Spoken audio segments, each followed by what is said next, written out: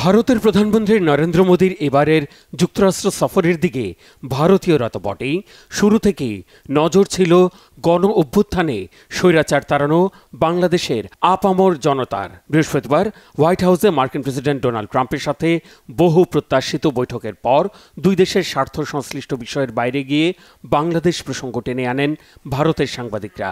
জবাবের ভঙ্গিতেই ট্রাম্প বুঝিয়েছেন এ বিষয়ে খুব একটা আগ্রহ নেই। মোদীর অনুগত নেতা আর গণমাধ্যমের হুমকি ধমকির ধারাবাহিকতায় যুক্তরাষ্ট্রের ওপর ভর করে বর্তমান বাংলাদেশকে শায়েস্তার নয়া চেষ্টাও হাতছাড়া হলো। এখন কি করবে ভারত? কোন কূটকৌশলে আটকাবে ফ্যাসিবাদ স্বৈরাচারের শিকল ছেড়ে গণতন্ত্রের পথে আগুয়ান বাংলাদেশকে? ভারতের এক সাংবাদিক ট্রাম্পের কাছে জানতে চান, সাবেক বাইডেন প্রশাসনের আমলে বাংলাদেশের রাজনৈতিক পট পরিবর্তনে যুক্তরাষ্ট্রের ডিপ স্টেট জড়িত থাকায় বর্তমান প্রশাসনের ভূমিকা কি থাকবে। এক্ষেত্রে বাংলাদেশের অন্তর্বর্তী সরকার প্রধান ডক্টর মোহাম্মদ ইউনূসের সাথে জুনিয়র সোরসের সাম্প্রতিক বৈঠকের বিষয়টিও উল্লেখ করেন ওই সাংবাদিক। ট্রাম্পের উত্তরে ছিল অনাগ্রহের ছাপ। বাংলাদেশ নিয়ে খেলতে চাইলেও সুচতুর খেলোয়াড় ট্রাম্প বল ঠেলে দেন মোদির দিকে। বাংলাদেশের রাজনৈতিক পট পরিবর্তনে যুক্তরাষ্ট্রের ডিপ স্টেটের কোনো ভূমিকা ছিল না। এটা এমন একটি বিষয় যা নিয়ে প্রধানমন্ত্রী মোদী দীর্ঘদিন ধরে কাজ করছেন। আর সত্য বলতে শত শত বছর ধরে এই বিষয়টি নিয়ে কাজ চলছে। তাই আমি এই প্রশ্নের উত্তর প্রধানমন্ত্রী নরেন্দ্র মোদীর উপর ছেড়ে দিচ্ছি। রুশ আর ইউক্রেন কে बीच का এখানেই শেষ নয়। বৈঠকের আগেই ভারতের উদ্দেশ্যে ট্রাম্পের ইঙ্গিতপূর্ণ মন্তব্য আর হুমকিতে অস্বস্তিকর পরিবেশ তৈরিতে ভূমিকা রাখেন ট্রাম্প, যার প্রভাব পড়ে বহু প্রত্যাশিত হোয়াইট হাউসের বৈঠকে। হুমকি দিয়ে ট্রাম্প বলেছেন, যেসব দেশ যুক্তরাষ্ট্রের উপর চড়া শুল্ক বসায় তাদের উপর একই হারে পাল্টা শুল্ক বসবে। এই তালিকায় যে ভারত সবার উপরে থাকবে তা কোনো রাগঢাক না রেখে বুঝিয়ে দিয়েছেন ট্রাম্প। হোয়াইট হাউসের বৈঠকের পর যৌথ সংবাদ সম্মেলনে ঘুরে ফিরে কথা হয়েছে ট্রাম্পের অতি পছন্দের বাণিজ্য বাড়ানো আর যুক্তরাষ্ট্রের স্বার্থ হাসিলের বিষয়ে। 2023 সালের মধ্যে দুই দেশের পারস্পরিক বাণিজ্য $50,000 কোটি উন্নীত করার আশাবাদ জানিয়েছেন মোদি। আর যুক্তরাষ্ট্র থেকে তেল, গ্যাস আর সামরিক সরঞ্জাম কিনবে বলে জানিয়েছেন ট্রাম্প। ইঙ্গিত দিয়েছেন ভারতের কাছে অত্যাধুনিক যুদ্ধবিমান F-35 বিক্রির।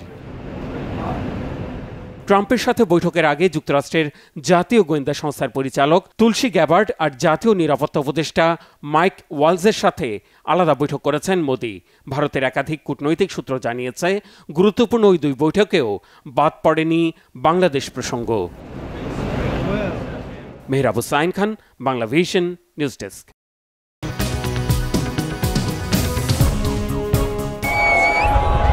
পশ্চিম তীরের রামাল্লায় ফিলিস্তিনি বন্দীদের মুক্তির ক্ষণে উপস্থিত হয় হাজার হাজার উৎসুক ফিলিস্তিনি।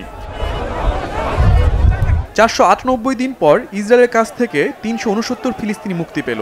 এসব ফিলিস্তিনিদের মধ্যে 333 জন বন্দী এবং যাবজ্জীবন কারাদণ্ডপ্রাপ্ত ছিলেন 36 জন। ফিলিস্তিনি বন্দীদের মুক্তিতে পুরো পশ্চিম তীরে এক আনন্দ ঘন পরিবেশ বিরাজ করে। স্থানীয় সময় সকাল 10টার দিকে গাজার দক্ষিণাঞ্চলীয় শহর খান ইউনিস থেকে 3 ইসরায়েলি বন্দীকে মুক্তি দেয় ফিলিস্তিনের স্বাধীনতাকামী সংগঠন হামাস। যুদ্ধবিরতি চুক্তির আওতায় বন্দী বিনিময়ের 6ষ্ঠ ধাপে তাদের মুক্তি দেওয়া হয়। মুক্তিপ্রাপ্তরা হলেন আয়ার হন, সাগুই ডেকেল চেন ও আলেকসান্ডার শাসাত্র ফান ভোকে। হামাসের প্রতিনিধিরা রেড ক্রসের সদস্যদের কাছে এই জিম্মিদের হস্তান্তর করে। পরে রেড ক্রসের গাড়ি তাদেরকে রাফা ক্রসিং এলাকায় নিয়ে যায়। সেখানে অপেক্ষায় ছিল ইসরায়েলের অভ্যন্তরীণ নিরাপত্তা সংস্থা শিন বেটের কর্মকর্তারা। রেড ক্রসের প্রতিনিধিরা কর্মকর্তাদের হাতে জিম্মিদের হস্তান্তর করে। পরে আইডিএফ এর গাড়িতে চেপে 3 ইসরায়েলি জিম্মি ইসরায়েলে প্রবেশ করে। এর আগে হামাসের পক্ষ থেকে ইসরায়েলের বিরুদ্ধে যুদ্ধবিরতি চুক্তি ভঙ্গের অভিযোগ ওঠে। ফিলিস্তিনি সংগঠনটি দাবি করে ইসরায়েল শর্ত ভেঙে গাজায় ত্রাণবাহী ট্রাক ঢুকতে বাধা দিচ্ছে। তবে ইসরায়েল এর প্রতিক্রিয়ায় আবারও যুদ্ধ শুরুর হুমকি দেয়। দেশটির রিজার্ভ বাহিনীকেও সর্বোচ্চ সতর্ক থাকার পরামর্শ দেওয়া হয়। পরে যুদ্ধবিরতি চুক্তির অচল অবস্থা এড়াতে মধ্যস্থতার কাজ করে মিশর ও কাতার। শুধু হামাসের অভিযোগ নয়, যুক্তরাষ্ট্রের প্রেসিডেন্ট ডোনাল্ড ট্রাম্পের গাজা নিয়ে নানা নাটকীয়তায়ও যুদ্ধবিরতি চুক্তি ভেস্তে যাওয়ার উপক্রম হয়েছিল। ট্রাম্প গাজা শহরকে কিনে আধুনিক শহরে পরিণত করবে এমন প্রস্তাবে ইসরায়েল স্বাগত জানালেও হামাস ও আরব রাষ্ট্রগুলো তা দৃঢ়ভাবে প্রত্যাখ্যান করে।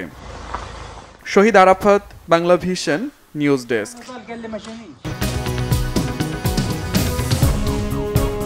I, Donald John Trump, do solemnly swear. I, Donald John Trump, do solemnly swear. Donald Trump মার্কিন প্রেসিডেন্ট হিসেবে দ্বিতীয় দফায় দায়িত্ব গ্রহণের পর থেকেই ব্যতিক্রমী সব সিদ্ধান্ত নিয়ে আলোচিত সমালোচিত হচ্ছেন। কখনো গ্রিনল্যান্ড কিনে নেবেন, তো কখনো পানামা খালের নিয়ন্ত্রণ নেবেন, আবার কখনো ফিলিস্তিনের গাজা কেনার মতো পরিকল্পনার কথা জানান ট্রাম্প। এবার আরও একটি সিদ্ধান্ত এলো মার্কিন প্রশাসনের কাছ থেকে। দেশটির ডিপার্টমেন্ট অব গভর্নমেন্ট ইফিসিয়েন্সি জানিয়েছে, বাংলাদেশের রাজনৈতিক ল্যান্ডস্কেপকে শক্তিশালী করার লক্ষ্যে বরাদ্দ করা $29 মিলিয়ন একটি কর্মসূচি কমানোর সিদ্ধান্ত নিয়েছে তারা। শুধু বাংলাদেশ নয়, ভারত, মোজাম্বিক, কম্বোডিয়া, সার্বিয়া, মলদোভার মতো দেশের আর্থিক সহায়তা বিলও বাতিল করেছে যুক্তরাষ্ট্র। এর মধ্যে ভারতে ভোটারদের উপস্থিতি বাড়ানোর লক্ষ্যে বরাদ্দ করা $21 মিলিয়ন একটি তহবিল বাতিল করা হয়েছে। রবিবার ইন্ডিয়া টুডের এক প্রতিবেদনে এসব তথ্য উঠে আসে। বর্তমানে দেশটির ডিপার্টমেন্ট অব গভর্নমেন্ট ইফিসিয়েন্সির নেতৃত্বে আছেন মার্কিন ধনকুবের টেসলার প্রধান নির্বাহী ইলন মাস্ক। প্রেসিডেন্ট ডোনাল্ড ট্রাম্পের নেতৃত্বাধীন নতুন প্রশাসন আন্তর্জাতিক সহায়তা খাতে ব্যাপক কাটছাঁট করছে। তারই অংশ হিসেবে ভারত ও বাংলাদেশের জন্য বরাদ্দ তহবিল বাতিল করা হয়েছে। ইলন মাস্ক বারবার জোর দিয়ে বলেছেন, বাজেট কাটছাঁট ছাড়া চলতে থাকলে আমেরিকা দেউলিয়া হয়ে যাবে এবং উদ্যোগটি প্রশাসনের পরিকল্পনা করা বাজেট ওভারহলের সাথে সামঞ্জস্যপূর্ণ বলে মনে করা হচ্ছে।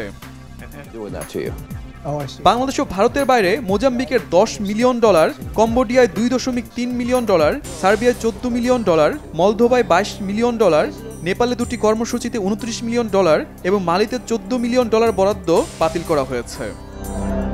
শহীদ Arafat, Bangla vision, news desk.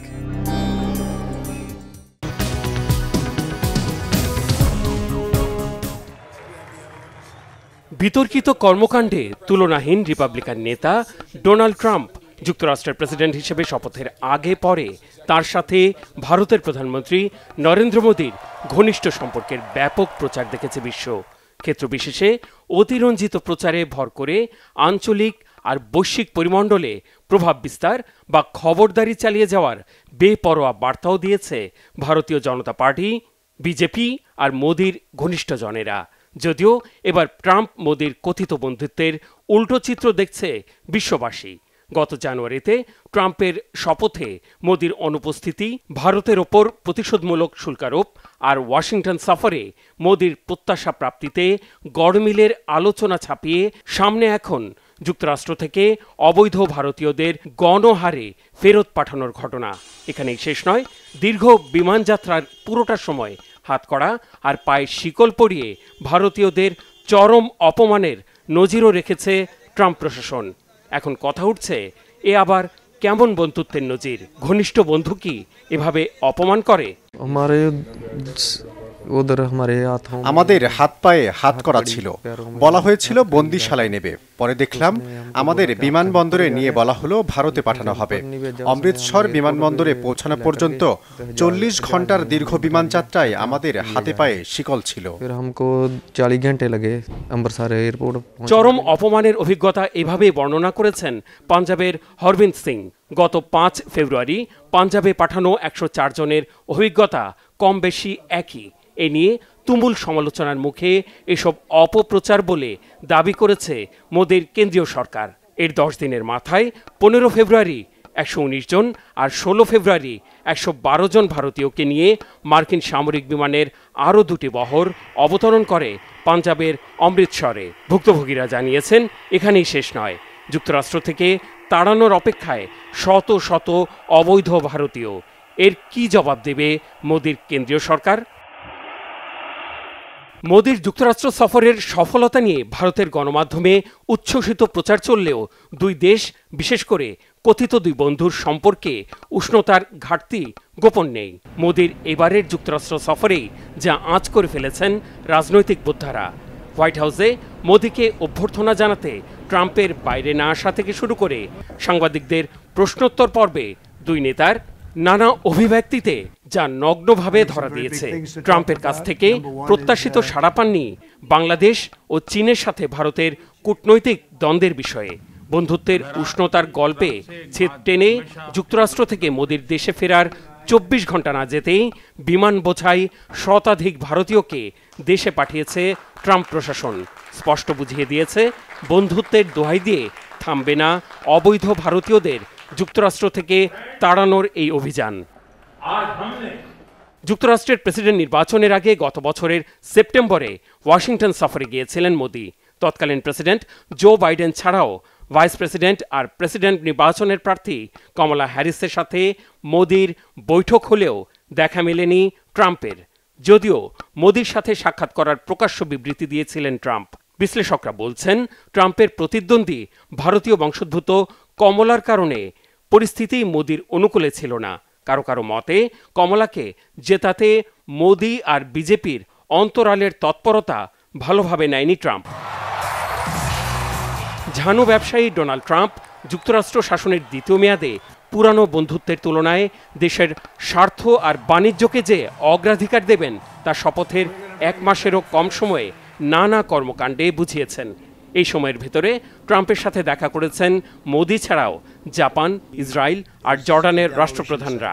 প্রায় প্রত্যেকের ক্ষেত্রেই আগের মেয়াদের তুলনায় গুরুগম্ভীর ট্রাম্পকে দেখেছে বিশ্ব।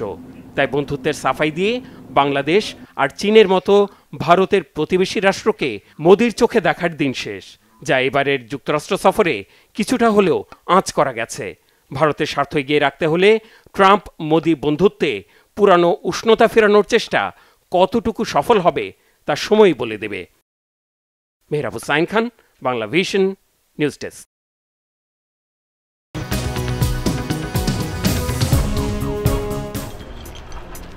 এবার বুঝি ঘোর কাটল ইউক্রেনের প্রেসিডেন্ট ভলোদিমির জেলেনস্কির, যে পরম মিত্রের ভরসায় এতগুলো দিন যুদ্ধের ময়দানে থেকে এত প্রাণ আর সম্পদ খোয়ালো ইউক্রেন, সেই যুক্তরাষ্ট্রই এবার আলোচনার টেবিলে আনতে চাইছে না খোদ ইউক্রেনকেই। অবশেষে হুঁশ ফিরেছে জেলেনস্কির, বলছেন যুক্তরাষ্ট্রের সঙ্গে খনিজ সম্পদ ভাগাভাগির বিষয়টি পুনর্বিবেচনা করবেন তিনি।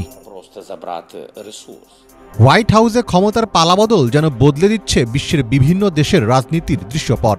বাইডেনের শাসন আমলে যেখানে ইউক্রেন যুক্তরাষ্ট্রের একতরফা সমর্থন পেয়ে এসেছে, সেখানে ট্রাম্পের দৃষ্টিভঙ্গি একেবারেই ভিন্ন। কিয়েভে শান্তি প্রতিষ্ঠার বিষয়ে ইউক্রেন কিংবা ইউরোপ নয়, বরং রাশিয়ার সঙ্গেই আলোচনার টেবিলে বসতে বেশি আগ্রহী যুক্তরাষ্ট্র। ইউক্রেনের সঙ্গে আলোচনায় বসতে আগ্রহ দেখাচ্ছে না রাশিয়াও। রাশিয়ার পররাষ্ট্রমন্ত্রী সের্গেই লেভরভ স্রেফ জানিয়ে দিয়েছেন, ইউক্রেন যুদ্ধের শান্তি আলোচনায় ইউরোপের কোনো ভূমিকা নেই। আলোচনার জন্য তাদের আমন্ত্রণের কোনো প্রয়োজন নেই বলেও মন্তব্য করেছেন তিনি। ফলে বিশ্ব নেতাদের এমন পদক্ষেপ নিয়ে ইউরোপ জুড়ে দেখা দিয়েছে শঙ্কা। এমন পরিস্থিতিতে অভিভাবক শূন্য হয়ে পড়া ইউক্রেনের পাশে দাঁড়িয়েছেন ফ্রান্সের প্রেসিডেন্ট ইমানুয়েল ম্যাক্রো। সোমবার তার আমন্ত্রণে ইউক্রেনের নিরাপত্তা বিষয়ে বিস্তারিত আলোচনা করতে প্যারিসে জরুরি বৈঠকে যোগ দেন ইউরোপীয় নেতারা। শুধু তাই নয়, বৈঠক শুরুর আগে মার্কিন প্রেসিডেন্ট ডোনাল্ড ট্রাম্পের সাথে টেলিফোনে কথা বলেন ম্যাক্রো। প্রায় 20 মিনিট ধরে চলা সেই ফোনালাপেও প্রাধান্য পায় রাশিয়া ইউক্রেন ইস্যু। প্যারিসের জরুরি সেই বৈঠকে যুক্তরাজ্য, France, Germany, Italy, Poland, Spain এবং ডেনমার্ক ছাড়াও বাল্টিক এবং নর্ডিক দেশগুলোর প্রতিনিধিত্ব ছিল বলে জানা গেছে। পাশাপাশি ইউরোপিয়ান কাউন্সিলের সভাপতি এবং প্রতিরক্ষা জোট ন্যাটোর সেক্রেটারি জেনারেল বৈঠকে হাজির ছিলেন। বৈঠকে ইউক্রেনের সার্বিক পরিস্থিতি উঠে আসে। আলোচনা শেষে ইউক্রেন ও ইউরোপকে বাদ দিয়ে শান্তি চুক্তি বিষয়ে রাশিয়ার সঙ্গে মার্কিনীদের বৈঠকের সমালোচনা করেন জার্মান চ্যান্সেলর ওলাফ শলৎজ সহ অন্যান্য নেতারা। ইউক্রেনকে বাদ দিয়ে তাদের ভূখণ্ডে শান্তি প্রতিষ্ঠা বিষয়ে আলোচনার অসঙ্গত। কিয়েভে নিরাপত্তা ও শান্তি নিশ্চিতে যুক্তরাষ্ট্র ও ইউরোপের হাতে হাত মিলিয়ে কাজ করা উচিত। ন্যাটোর মূল ভিত্তিই হল যে কোনো পরিস্থিতিতে সদস্য রাষ্ট্রের পাশে থাকা। এবারও তার বিকল্প ঘটবে না। এরই মধ্যে যুক্তরাজ্যের প্রধানমন্ত্রী স্যার কিয়ার স্টারমার বলেছেন, যুদ্ধক্ষেত্রে সৈন্য পাঠাতে যুক্তরাজ্য রাজি আছে এবং তাদের সেই প্রস্তুতিও আছে। ইউক্রেনে শান্তিরক্ষী বাহিনী মোতায়েনের উপরও জোর দিয়েছেন তিনি। ফলে বিশ্লেষকদের অনেকে মনে করছেন ব্রেক্সিটের পর যে তিক্ততা দেখা দিয়েছিল সেটা ভুলে যুক্তরাজ্য এবং অন্যান্য ইউরোপীয় নেতাদের মধ্যে আরও একবার সম্পর্ক গড়ে তোলার সুযোগ এনে দিতে পারে এই ইউক্রেন ইস্যু। ইউক্রেনের ভবিষ্যৎ নিয়ে রাশিয়ার সঙ্গে সম্ভাব্য আলোচনায় ইউরোপকে বাদ দেওয়ার বিষয়টি হয়তো এখনও পুরোপুরি মেনে নিতে পারছে না ইউরোপীয় নেতারা। চাপের মুখে থাকা ইউরোপ নিজেদের মধ্যে রাজনৈতিক মতপার্থক্য একপাশে সরিয়ে রেখে নিরাপত্তা সংক্রান্ত ব্যয় ও ইউক্রেনের ভবিষ্যৎ নিয়ে ঐক্যবদ্ধ হয়ে একটি ফ্রন্ট গঠন করতে পারবে কিনা সেটিই এখন বড় প্রশ্ন। মীর ফজলে রাব্বি, বাংলা ভিশন।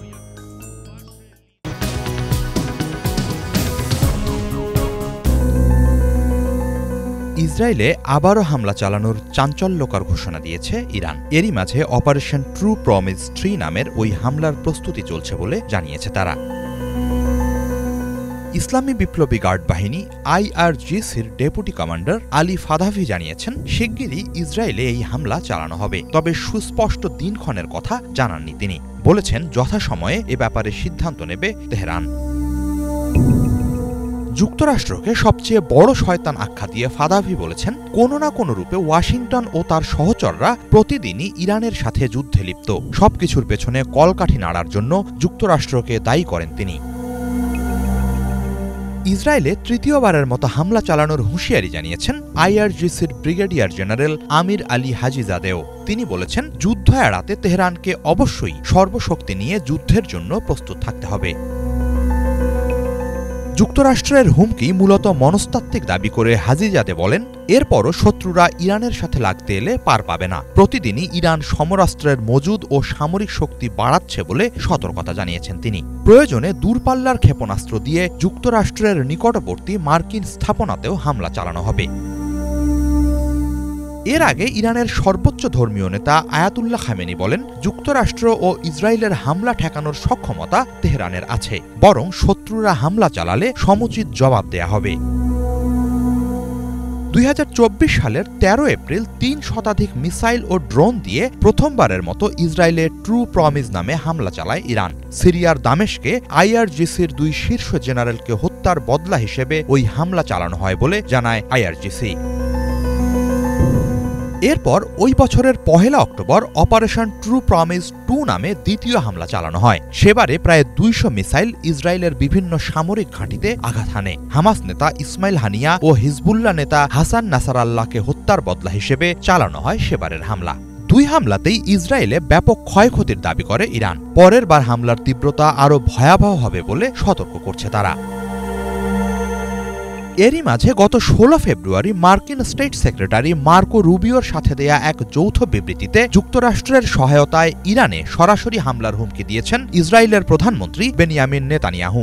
মার্কিন সেনেটর লিন্ডসে গ্রাহামও শিগগিরই ইরানের পরমাণু স্থাপনায় হামলার হুঁশিয়ারি দিয়েছেন। ইরানের সাথে সমঝোতার বদলে হামলা চালানোকেই প্রাধান্য দেন জানিয়ে গ্রাহাম বলেন, এ ব্যাপারে সিদ্ধান্ত আসছে, যুক্তরাষ্ট্রের উচিত ইসরায়েলকে সহায়তা দেয়া। তবে ধারাবাহিক এসব হুমকির প্রতিক্রিয়ায় ইরানের পররাষ্ট্র মন্ত্রণালয় জানিয়েছে, ওয়াশিংটন ও তেল আবিব তেহরানের বিন্দুমাত্র ক্ষতি করার সামর্থ্য রাখে না। হিজল জুবায়ের, বাংলা ভিশন।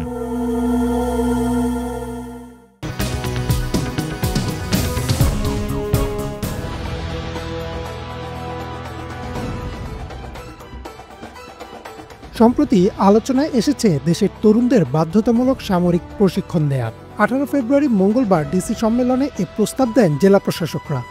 এমন প্রস্তাবনা আমাদের দেশের জন্য নতুন হলেও বিশ্বের বহু দেশে এটি প্রচলিত রয়েছে।